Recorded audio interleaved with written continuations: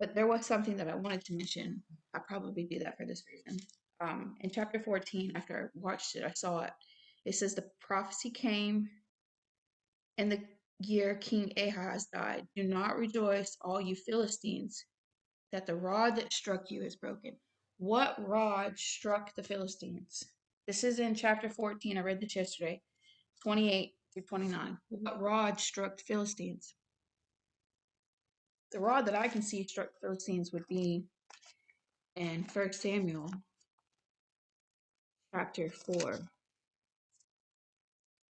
It says that the rod that struck you from the root of that snake will bring up a viper. Its fruit will be darting, a venomous serpent. 1 Samuel 4. The rod that Moses had performed miracles, Moses and Aaron. But it was Christ. Christ is the one who performed the miracles. Christ is the hand that sent the flood. Christ. Mother Nature, right? Christ is in all life. Christ is the power of that rod that Moses had. The rod is broken.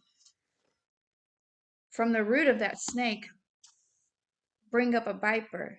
Its fruit will be darting, venomous serpent. It's hard to say this because it's poetic. But the rods, okay, it's talking about rods. All right, this is why I can see this. I don't have my Wycliffe open. What broke the rod? The snake? That's what I see. That's what I see. Okay, so 1 Samuel 4, or 1, 1 Samuel 4. It says this. I'm going to read it to you, okay, because this is when the ark was captured. I'm going to read this to you. Now, the Philistines went up, the Israelites went out to fight against the Philistines. There's a war. The Israelites camped at Ebenezer and the Philistines at Aphek. The Philistines deployed their forces to meet Israel. So this is a war. And as the battle spread, Israel was defeated by the Philistines, who killed about 4,000 of them on the battlefield. So they lost. All right. When the soldiers returned to camp, the elders of Israel asked, why did the Lord bring defeat on us today before the Philistines? So they blamed God. They blamed God for this loss. It's not what happened. Let us bring the ark of the Lord's covenant from Shiloh, so that let us bring the ark, so that this box, so that he may go with us and save us from the hand of our enemies. This box. He was coffee box, but hey, box. Let him go before us. All right. So the people sent men to Shiloh, and they brought back the ark of the covenant of the Lord of the Almighty, who is enthroned between the two cherubs on top of that box. And Eli's two sons, I talk about Eli in chapter 3, his eyes had become dim. He was a Levite. Eli's two sons, Hophni and Phinehas, were with the ark of the covenant of the Lord. They were Levites. Eli's two sons, Levites, because only the Levites could touch the ark. It was their job to tend to the ark. And because the Israelites are calling for their God too, I have a duty to bring their God to them. I am a Levite. They cannot touch it, but they're calling for the Lord. It is my duty as a Levite to bring the people their God. So they did. Their God, sitting on top of that box, the ark. The ark. When the ark of the Lord's covenant came into the camp, all Israel raised a great shout. The ground shook. You ever feel where you're sitting on the ground and you feel like a big truck come by? You can feel the vibrations in the ground. So they're like in a tented area, and the Philistines are way over here. They're so happy that this ark, this God, the one sit between the thrones, Christ, that bright, glorious light inside the holy temple, holy of holies, was on top of that box, that bright light. We're so happy that he was here. He may go before us. He was here, that they were excited and they went up into an uproar. They had just lost thousands of men. and they are having a party. Hearing the uproar, the Philistines asked, "What is all this shouting in the Hebrew camp? Why are they having a party?" When they learned that the ark of the Lord had come into the camp, pay attention. The Philistines were afraid. A god has come into the camp. They said, "Oh no." The Philistines, who just defeated the Israelites. "Oh no, nothing like this has ever happened before. We are doomed. A god has come into the camp. We are doomed. Who will deliver us from the hands of these mighty gods?" That box, that ark. They are the gods who struck the Egyptians with all kinds of plagues in the wilderness. Be strong, Philistines, be men, or you be subject to the Hebrews. Be men and fight. So the Philistines fought, and the Israelites were defeated. And every man fled into his tent. He ran. The slaughter was very great. He did not protect them, did he? Vulnerable God.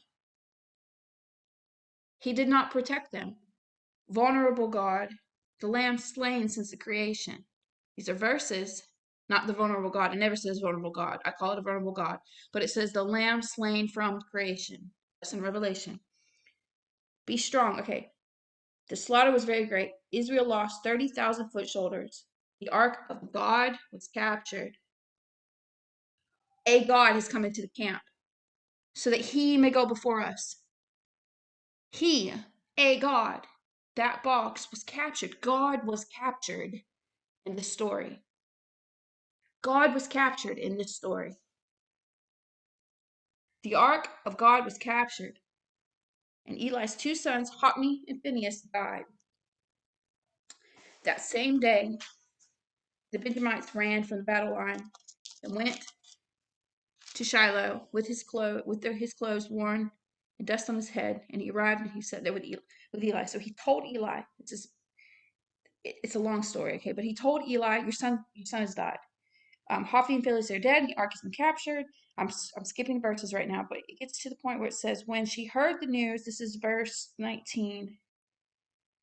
It says, when she heard the news that the ark had been captured, some lady had a baby. Okay, she said, the glory has departed from Israel. It's the last verse. I'm trying to, because I got to get to chapter 5. The glory has departed from Israelite, for the ark of God has been captured.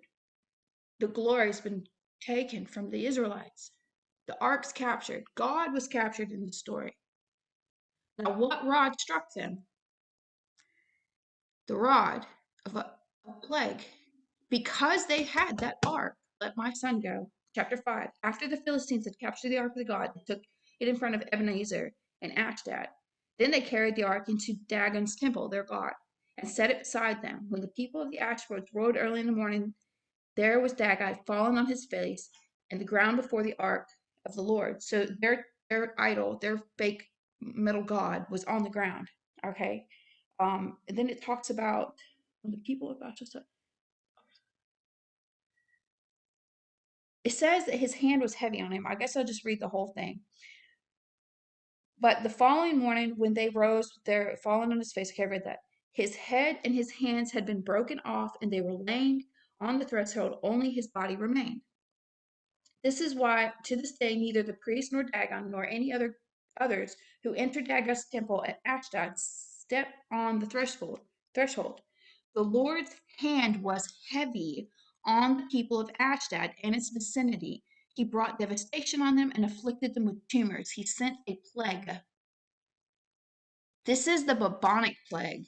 You do your research, your secular history. My pastor told me not to look at outside sources, but you do your secular history. This plague was the bubonic plague that we learn about in school. But in school, they never mention God or an ark. This is the bubonic plague. When the people of Ashdod saw what would happen, they said, the ark of God of Israel must not stay here because his hand is heavy on us. Let my son go. That box. So they called together all of the rulers of the Philistines and asked, what shall we do with the ark of God? They answered, have the ark of the God of Israel moved to Gath. So basically, they move him for 7 months, okay? Let's go back to his place. Okay, so they called together all the rulers and they said, "Send the ark of God away. Let it go back to its own place, or he will kill us." So they moved around 7 months, and everywhere that ark went, the plague hit. Everywhere that ark went, the plague hit. There is a global problem in our world right now. Global problem, global plague. COVID-19 was sent by God.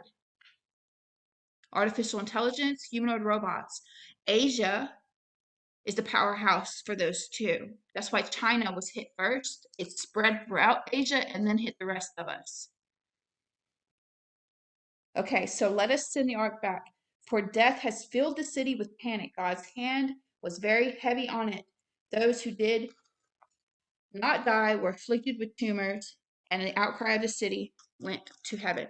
Now, when God sent Moses in, he told him to tell Pharaoh, "I will send plagues." He did not have to tell the Philistines, he did not have to send anybody in to release that ark because he lives in all breathing life. He heard them say that God sent plagues. So they knew when the plague hit who sent it. He never had to send a human in. Then chapter 6, they answered, "If you return the ark of God, do not send it back to him with a gift. By all means, send a guilt offering to him. Then you will be healed, and you will know why his hand was not lifted from us." What guilt offering should we send? 5 gold tumors, or to send some stuff, guilt offerings. Why do you harden your hearts as the Egyptians and Pharaoh did, the Israelites of God? I'm trying to find the spot where they sent it back. They were too afraid to send it back themselves. I'm not going to read 5 chapters to find it. But I know this story well enough, okay, because it's a very important part of my mission. They were too afraid to actually take it back themselves. They got close enough, and then they kind of had a donkey pull it the rest of the way in. They were too afraid to return the ark themselves. But they returned the ark themselves because they knew God sent those plagues on their towns. And they did what they were supposed to do, return the ark. You are not listening to COVID-19. You're not listening. They listened and they obeyed and they sent it back. Stop AI. Stop robotics. That rod that Moses had, that powerful rod, struck the Philistines. This prophecy came back to Isaiah 15. "Do not rejoice, all you Philistines, that the rod that struck you is broken. From the root of that snake will spring up a viper, venomous serpent."